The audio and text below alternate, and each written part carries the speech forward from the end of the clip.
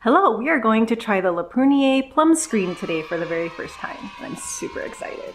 You guys, so I've had this box under my bed for a really long time. I ordered this Plumscreen a long time ago, but I've been holding off because I was trying to finish up my other sunscreen that I've had for a really long time. This, I don't know if you can see that. I've been using this guy for who knows how long. Yes, this little bottle lasted years. My cousins were doing Amway, so this is the Artistry Ideal Radiance SPF 50 sunscreen, and it's been my trusty sunscreen. It's finally done.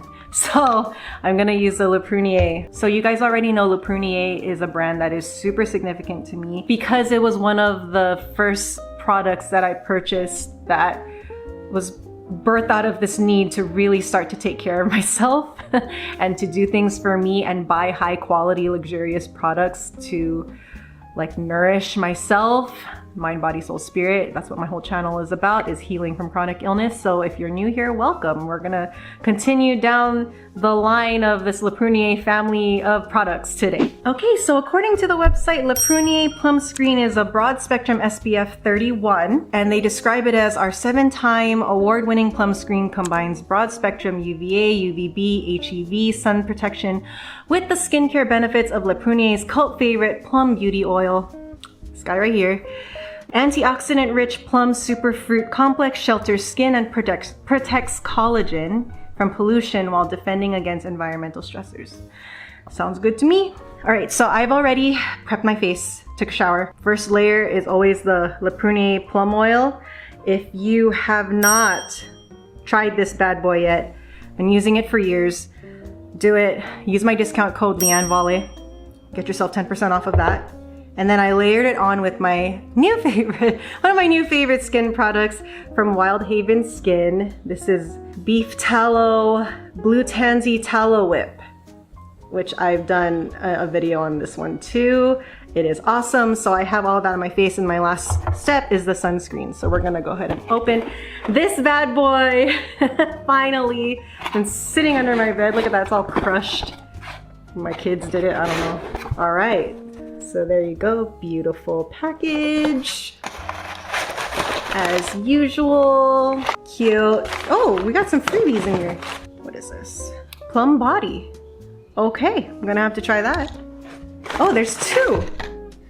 Oh, Plumscreen, oh, they give samples. Should I just use the sample? No, we're gonna use the real thing. So the packaging looks like that. Beautiful, beautiful. And the Plumscreen, look, I mean, the packaging is beautiful. Look at that.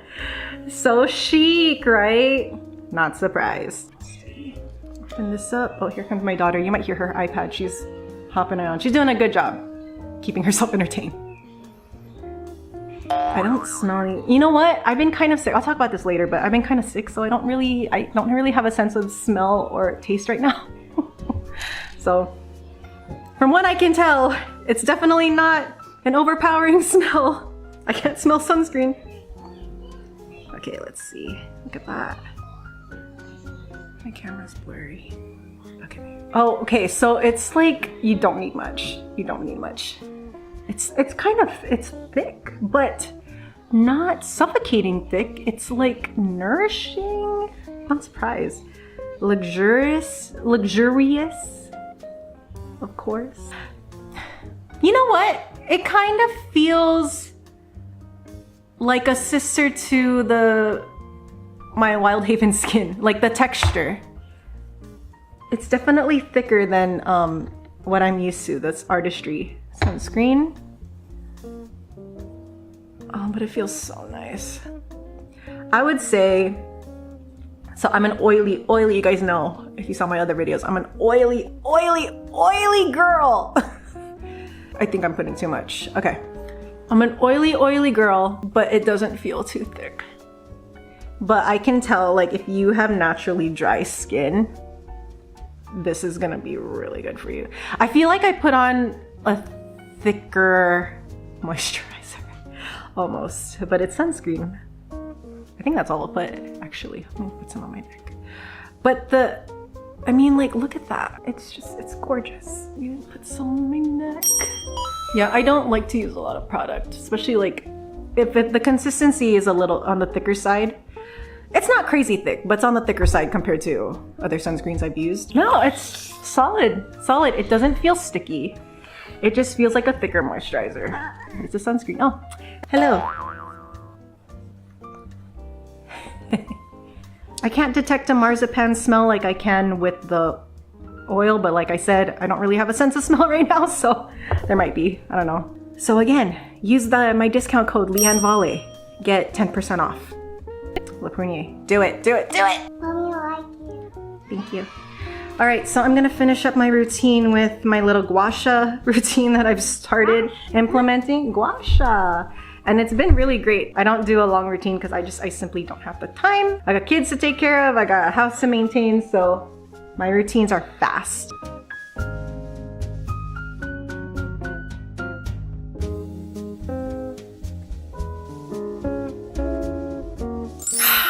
I always feel better after I do my little gua sha. I don't even know if I do it right, and this is like cheap little thing from Amazon. But I do feel more awake. I feel more zen. I feel just more energized even a little bit. It all could just be placebo, but hey, it's fun and it doesn't take up a lot of time. All right, anyway, guys, how are you doing? I've had a very interesting week because, like I mentioned, I think I've been sick, but I don't know if I really have been. It was like one of those, like I had the chills, I felt feverish, I had the chills. Hi, Rapunzel. And, you know, in combination with all the other symptoms that I feel 24/7. And I kept checking my temperature because I did feel like, honestly, it felt like I had either hay fever or an intense cold or COVID even. I mean, if you guys have been following my story, I've had COVID so many times because I have kids. And if you guys remember back in 2023, I think it was 2023, 24. No. Back in 22 and 23, there was like a pediatric pandemic crisis that happened. Do you guys remember that? Like where our family, I swear, and everyone around us who had kids, we were just getting sick back to back to back to back with all kinds of viruses. It was like a purge of viruses for like 6 months straight. So I know, even with chronic symptoms, I know what it feels like to feel like run down from a virus. And so that's kind of what it felt like. So I kept telling my husband, I think I'm sick. Like for real. Like I think I'm sick. It's not a mind body thing. But I was still like able to do things. So I wasn't like in bed, and nobody else, like everyone else in my family, nobody else has come down with COVID symptoms. So I was like, is this just mind body? And right, you know, you just, when you come down with an illness and you're already dealing with like recovering through chronic illness via the mind body approach, you just kind of like don't know. So you just kind of treat everything like it's mind body. At least that's what I do. So I was still able to, you know, do things around the house, but I had like body aches. Like, I don't know, it was weird. And then I just kept telling myself, as I was seeing my family wasn't getting sick, so I was like, okay, Leanne, like this is obviously mind body. So you're feeling really, really sick. So you're healing. Like you must be healing. Your brain is just testing and seeing how well you respond to the symptoms. I don't know. But either way, I still went out. I don't know. People probably frown upon this, but we had a birthday party for one of my godsons at Chuck E. Cheese. And I went. I was like, Chuck E. Cheese is a cesspool. If I have COVID, then everyone that were going to the party, like they've already been exposed, you know? I mean, I don't know. So, but at the same time, I was like, I don't think it's COVID. This might just be a little flare-up of sorts. I don't know. So I just went anyway because my godson was there. They're from out of town, so I wanted to go see them, and I wanted my kids to play because they weren't sick clearly. So I went, and it's so funny because the symptoms died down while I was at Chuck E. Cheese, the most like super stimulating environment. and the symptoms died down. So I was like, okay, this has to be my body. But then I still felt sick when we got home. Like, I don't know. And then over the weekend, I was still feeling sick, but I don't know if it was real. I'll keep saying that. Like if it's a real virus or if it's just hay fever or allergies, whatever. But I really don't have a sense of smell or taste. So I don't know. I don't know what to do with that. But my husband planned a biking trip for our family over this long weekend, and I was so close to not going. So close. Like we got in the car and I was like, I think we have to turn around. I think I'm really sick. I don't think I can bike. But I was like, you know what? We're just gonna go anyway. Right? Like, let's just go and see what happens. And we had such a great time. So if you've been following me, you know that my alma mater is UC Davis. I was a student there, did my university, my undergrad there. And then I worked immediately after undergrad. Oh, I guess during undergrad and immediately after, I worked in the Davis, Sacramento area for 5 years. So I spent a total of like 9 years of my life at Davis. So I have great memories there. I know that campus and that area like really well. Well, actually we hadn't been back in a really long time. So like I was familiar with the places, but there's like, obviously they had a bunch of additions and changes to the campus and to the community. So it was like familiar, but also like, wow, look at all these new places and new buildings and new things. So it was just really nice. And what's crazy to me is once we got up there, again, just like the Warriors game that I went to a few weeks ago, my symptoms like minimized significantly, and we had a wonderful time showing. We had lunch. I showed my kids around my alma mater because the last time I took them, I think my oldest was 3 at the time, and now he's about to be 10. So we hadn't been to Davis in a really long time. And so it was so nice showing all 3 of my kids my alma mater, walking around the campus, and then later we went down to the arboretum and we biked around there. My oldest had a blast. He was like, oh, it's so fun biking at UC Davis. And I was like, yes, this is what I did. You know, it's one of the most, you know, if you know Davis, right? It's like, oh, Eloise.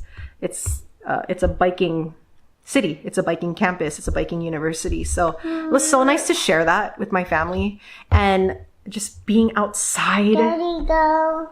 Daddy went to work today, yeah. And you already know, right? Mind body people on this journey, you just feel better when you're outside and you're fresh air, you know, you're breathing in the fresh air, you're moving your body. Like we were leisurely biking around beautiful landscapes, and all the expansions and updates and changes that they've done to the campus. Amazing. And the new buildings, new lecture halls. It was really great. But yeah, my symptoms were like 0 to none again. So I think I'm sick, but you can absolutely influence your experience based on what you're doing and how you respond to the symptoms and your mood. I think if anything, that's what I learned over the weekend. I don't know if I'm sick or not for real. Either way, right? What do we know on this journey? It doesn't matter.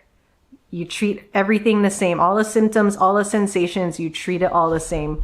You respond well. A little taller running around there. You just respond well and you allow whatever comes up, and then you go engage in your life. I'm pretty sure I aced with this experience. I think I aced the mind-body tutelage, like the mind-body rules. I think I aced it this weekend. So that was really fun. And I don't feel any worse today. I don't feel, even yesterday, the day after, I didn't feel any worse. I didn't feel an increased flare-up. But even that, like it all doesn't matter, right? Because the symptoms are going to do what their symptoms are going to do. And you just kind of like respond, you allow, you acknowledge, and then you move on with your life. And can I say, it's very interesting being a woman, not to make it a gender sex thing. It's very interesting being a woman on this journey because we women, we have cycles, you know, we cycle through. We're 4 different women every single month because of where we are in our cycle, right? Like we're constantly ebbs and flows, waves and crashes, waves and crashes. And like, I could tell hormonally, like my period, TMI, my period is coming any day now. I can tell because I have been so irritable. Like I laid it on my husband yesterday, like another dress. And I knew it's because I'm hormonal. I knew it's because, you know, my period is coming any day now and I'm not feeling great. And I don't know if I'm sick or if it's a flare, whatever, who cares? It doesn't matter. But my husband, bless his little heart, he's been working on being able to let me express without defending because he's trying to understand me. And so I said some rude things, like really rude. And I was like emotive. It was just coming out. It was super hormonal. And he just took it graciously. And then I told him at the end of the day, after that, I was like, you know, every time I emote, and I know it's irrational, I know it's really mean, I know, I know it can be perceived as like horrible, horrible things, even though it is true, it is my truth, and it is my experience, and I'm refused to be gaslit anymore, right? Because on this journey, you're learning how to, especially if you're a highly sensitive woman who's learned to keep herself small her whole life, to keep people comfortable or to be compliant or whatever. I've been exercising, as you know, if you've been following my videos, I've been exercising being more upfront, confronting, unapologetic, because there's a quote that I heard called, it goes, your silence is making you sick. And I totally believe that because I've been really silent and compliant and too nice. So I told my husband, I always feel better when I feel like I'm allowed to emote my most unadulterated thoughts to get it off my chest. Like I just feel like viscerally in my body, I feel so much lighter. I feel freer. But also I told him, but I don't want to keep being an a-hole, you know? Like I know it's mean. And I know that and I was telling him this too, you know, like when people in the Christian community, right, when they say, oh, you give it to God, just, you know, I have gone in my closet, in my prayer closet, in my privacy, in my private room, and I have laid out all my frustrations to God. But it doesn't, I'm being honest, it doesn't feel as great as laying it out to someone like your husband who, you know, you've been in conflict with or whatever, if you have a disagreement. It feels way more satisfying to confront your offender or who you perceive your offender to be, or whoever, you know, like whoever you felt hurt by, whatever, right? I told him it feels so much more satisfying when I bring it to you and I share it to your face. But I can see how I can be perceived as a B or an a-hole, and I don't want to be that way. So I don't know what to do. I literally told him this yesterday. I don't know what to do about this. I am working on it. And thankfully, bless his little heart, he's being very, very, very gracious. But, you know, it took us a long time to get here because he would gaslight a lot. But I don't think he knew, honestly, like I don't think he knew that it was gaslighting. We only do what we know, right? Like, so we show up in a way that of what we know, and like the community that we've been in, the families that we've been around, you know, that's kind of the norm. That's kind of how people treat each other, right? Everything's kind of stuffed under the rug, or you're immediately corrected without learning to listen. Listen to learn, that kind of stuff. So these are all skills that we're learning now as we grow and mature, and we're both on our own healing journeys and things like that. I'm still working through this myself, but I will say, when I listen to my body, when I confront things and confront people that I feel hurt by or bothered by, and now I have the bravery to say something or step up, I do feel much lighter in my body. So that's been interesting. So yeah, I'm still working through that because I know there's respectful ways to do it, but when you can feel it, the like physicality, that the relinquishing of weight when you confront people and confront certain things and bring to light your true feelings and your emotions and their truth, it really does make a huge difference. So I wish you guys well. I mean, it's almost summer. The kids have I think 8 more days of school left. So enjoy it, guys. Enjoy the rest of the school year if you're a parent. And yeah, just have a good time. Comment down below. Give me some advice about this whole I think what I'm trying to work through, where do you draw the line from sharing your truth if you felt like you've had to keep quiet most of your life versus when is it too much? When is it really too much where it's hurtful to the other person? Okay, see, and I have another, I'll leave you with this one thought. As I've been healing, I feel like I've become more whole and more integrated because I know who I am in Christ. I know, no matter what people say about me or to me, it doesn't take away my worth. It doesn't take away my wholeness and all of those things. And the example I can give is before, when my kids would have tantrums or they would, fight back or push back, not physically, but they would, actually sometimes physically. Yeah, they would. There was a time when they would hit me, but I didn't know how to handle it. I would just react, right? Without authority. I would react as a victim. Now I know that if they have a tantrum or if they come at me with I hate you or you're the worst, whatever, I used to take it really personal and it used to bother me a lot. But now, because I feel like I've healed a lot, I know who I am. I know that whatever they hurl at me, it's not about me, but it's because they're crying for something. There's a need that they have. They need attention. They need love. They need physical touch. They need some food, sleep, all that stuff. They need something from me. It seems as if they're attacking me, but they're really not. What they're seeking is attention and connection. So I don't get triggered by that stuff anymore. Yes, does it get annoying, especially when I'm hormonal and I'm irritable, extra irritable? Absolutely. But consciously, I know they're not trying to attack. They just need love. They need something. And this is their way of asking for it. And not to say that I condone the behavior, but I don't that's the thing. I grew up in a culture where that kind of behavior immediately corrected, immediately shamed. And that does not, speaking from experience as a child myself, that is the worst. Do not do that. No. When a child is acting up, it's simply that they have a need.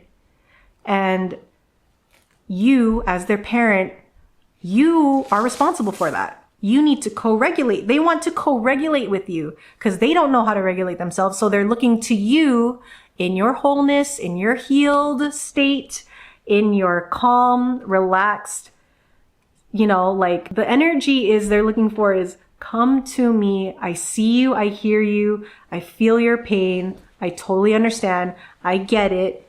Come, let me hug you. Let me love the out of you, basically. So that's what I mean when I talk about I'm trying to find the balance there, because can that same dynamic happen in a marriage where I can lay out all this stuff that I'm feeling to my husband and him knowing that I just have all these feelings that need to be expressed and go places, But at what point is that just too much? I don't know. But these are, hello, she has turned into Tinkerbell.